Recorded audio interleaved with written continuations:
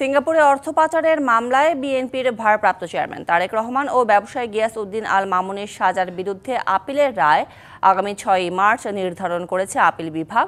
সকালে প্রধান বিচারপতি ডক্টর সৈয়দ রেফাত আহমেদের নেতৃত্বাধীন আপিল বিভাগ এই দিন ধার্য করেন। গেল বছরের ১০ ডিসেম্বর সিঙ্গাপুরে অর্থ পাচারের অভিযোগের মামলায় তারেক রহমান ও তার বন্ধু গিয়াস উদ্দিন আল মামুনের ৭ বছরের সাজা স্থগিত করে আপিল বিভাগ। একই সঙ্গে তাদের জরিমানাও স্থগিত করে আপিল বিভাগ। সিঙ্গাপুরে অর্থ পাচারের অভিযোগে ২০১৩ সালের ১৭ নভেম্বর একটি মামলায় ঢাকার একটি বিশেষ জজ আদালত তারেক রহমানকে খালাস দেয়। ওই মামলায় গিয়াসউদ্দিন আল মামুনকে ৭ বছরের কারাদণ্ড দেওয়া হয়।